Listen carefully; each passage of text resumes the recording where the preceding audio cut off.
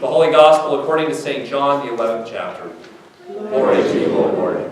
And since it is most of the 11th chapter, you may be seated for the Gospel.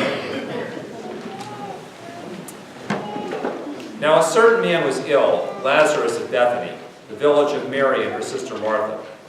Mary was the one who anointed the Lord with perfume and wiped his feet with her hair. Her brother Lazarus was ill. So the sisters sent a message to Jesus, "Lord, he whom you love is ill." But when Jesus heard it, he said, "This illness does not lead to death. Rather, it is for God's glory, so that the Son of Man may be glorified through it."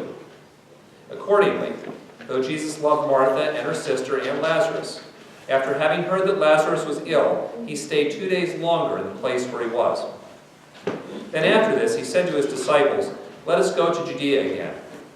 The disciples said to him, "Rabbi, the Jews were just now trying to stone you, and are you going there again?"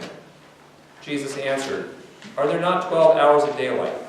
Those who walk during the day do not stumble, because they see the light of this world. But those who walk at night stumble, because the light is not in them." After saying this, he told them, "Our friend Lazarus has fallen asleep, but I am going there to awaken him." The disciples said to him, "Lord, if he has fallen asleep, he will be all right." Jesus, however, had been speaking about his death, but they thought he was referring merely to sleep. Then Jesus told them plainly, "Lazarus is dead. For your sake I am glad that I was not there, so that you may believe. But let us go to him." Thomas, who was called the Twin, said to his fellow disciples, "Let us also go, that we may die with him." When Jesus arrived, he found that Lazarus had already been in the tomb 4 days. Now Bethany was near Jerusalem, some 2 miles away, and many of the Jews who had come to Martha and Mary to console them about their brother. When Martha heard that Jesus was coming, she went and met him, while Mary stayed at home. Martha said to Jesus, "Lord, if you had been here, my brother would not have died. But even now I know that God will give you whatever you ask of him." Jesus said to her, "Your brother will rise again." Martha said to him, "I know that he will rise again in the resurrection on the last day." Jesus said to her, "I am the resurrection and the life. Those who believe in me, even though they die, will live. And everyone who lives and believes in me will never die. Do you believe this?" She said to him, "Yes, Lord, I believe that you are the Messiah, the Son of God, the one coming into the world." When she had said this, she went back and called her sister Mary and told her privately, "The teacher is here and is calling for you." And when she heard it, she got up quickly and went to him. Now Jesus had not yet come to the village, but was still at the place where Martha had met him. The Jews who were with her in the house consoling her saw Mary get up quickly and go out. They followed her because they thought that she was going to the tomb to weep there. When Mary came where Jesus was and saw him, she knelt at his feet and said to him, "Lord, if you had been here, my brother would not have died." When Jesus saw her weeping, and the Jews who came with her also weeping, he was greatly disturbed in spirit and deeply moved. He said, "Where have you laid him?"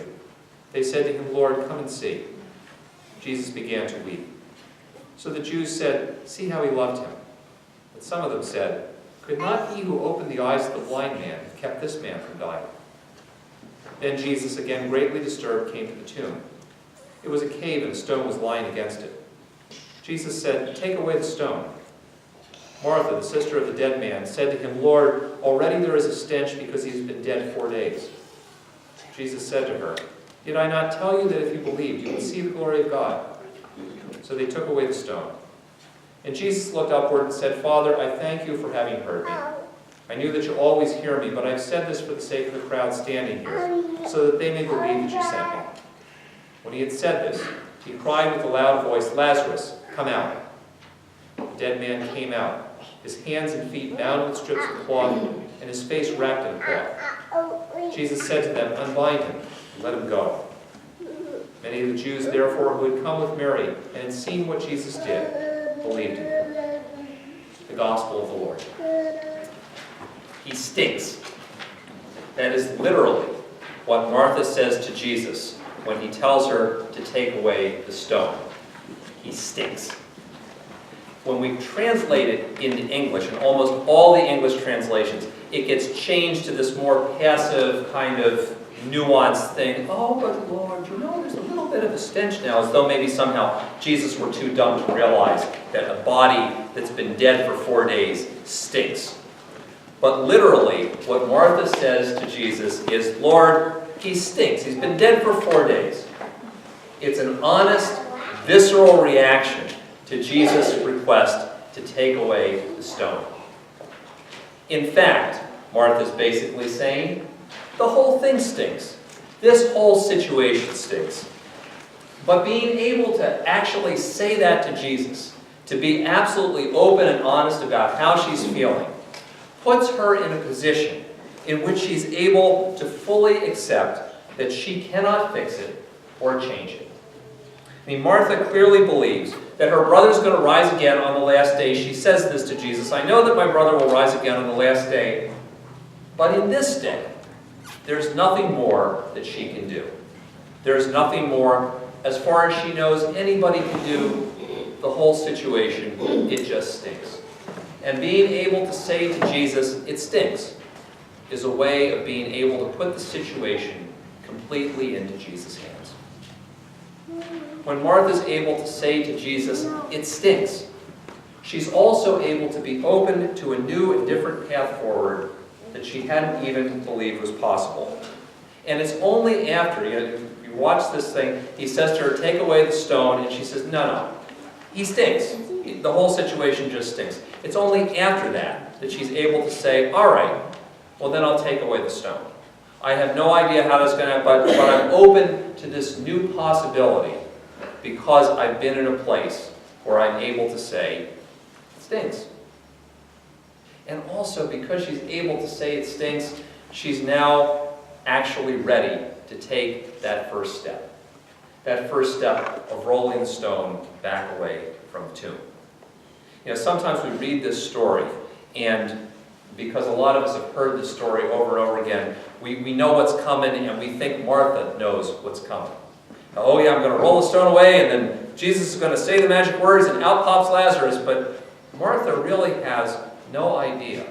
All she knows is that as soon as she opens the tomb, it's going to stink even worse.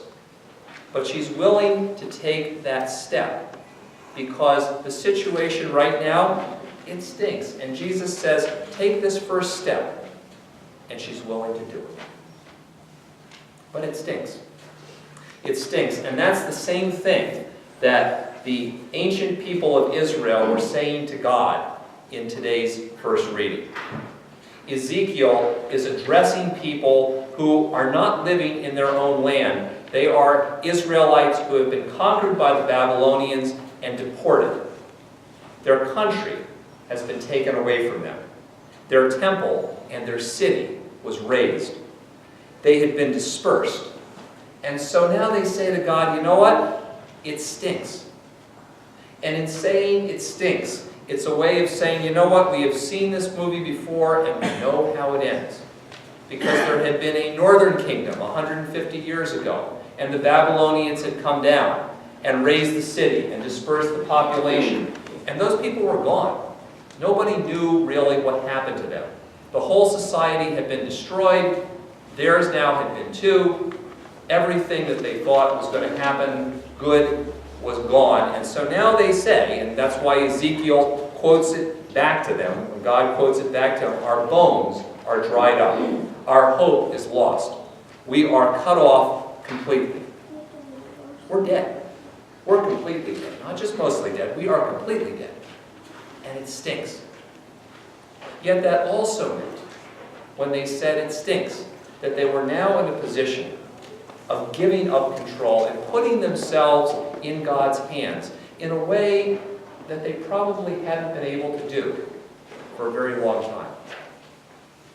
When they said, it stinks, we're cut off, our hope is gone, God knows that they are now in a position where they might just be willing and open to a different way forward. Because the ways of dealing with a bad situation, well, they've done all those before. They knew what those were. When you saw the tide of the Babylonians coming at you, whenever anything bad is happening, well, you know what? We know what we should do. We should build bigger, thicker walls around ourselves. We should make alliances with our friends and our foes. We even should bargain with God for a while. None of that had worked. And now none of those options were available to them.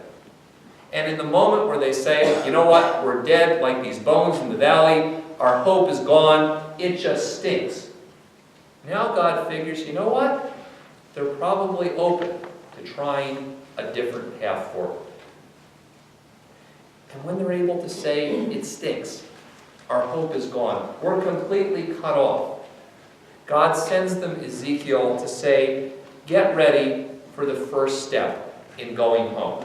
Something they thought would never ever happen, that they would never actually be able to go home and live on their own soil again. And it was going to be an unbelievable possibility, which was only going to happen because the Persians were going to come in and conquer the Babylonians. And then they figured, you know, the way to keep the Babylonians in check is to make friends with all of their enemies, including the people of Israel. So we're going to let them go home and rebuild, because that's a good way of keeping the peace and keeping us in control. But the prophets wanted the people, the exiles, to see God's hand in this. To see God is giving you a different kind of opportunity to go home. It's one you never expected. It's one that's even wilder and more crazy than a bunch of dry bones coming back to life. But be ready and willing to take the first step. That's what Ezekiel is calling them to do. And it can only happen because they say, it stinks. These stories are really important for us to remember. Because sometimes when we talk to God, like a lot of the Bible translators, we tend to soften stuff up. You know, God, actually, it's not going so great for me right now or for us, and things are a little difficult. But you know, maybe if it's not too much trouble and you might like to help us out a little bit, just give us a hand. Maybe we could solve these problems. You know, and sometimes that's exactly the wrong thing to do. Sometimes we just got to be willing, like Martha, to say, you know what? It stinks. Right now in my life, in our life together, some things, they just stink. And sometimes it's important for us to be able to be that honest with God. And like Martha, to say this stinks.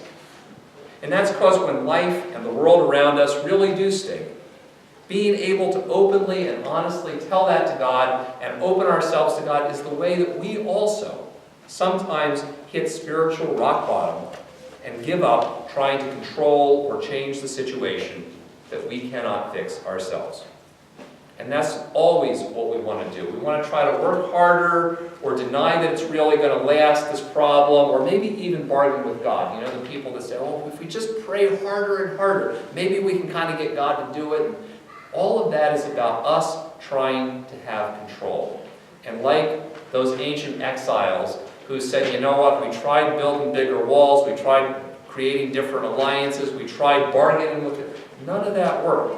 It's only when we get to the point where we go, you know what, things really just are bad and I can't fix it, that I can really put myself into God's hands and be able to surrender that control so that there might be some new possibility.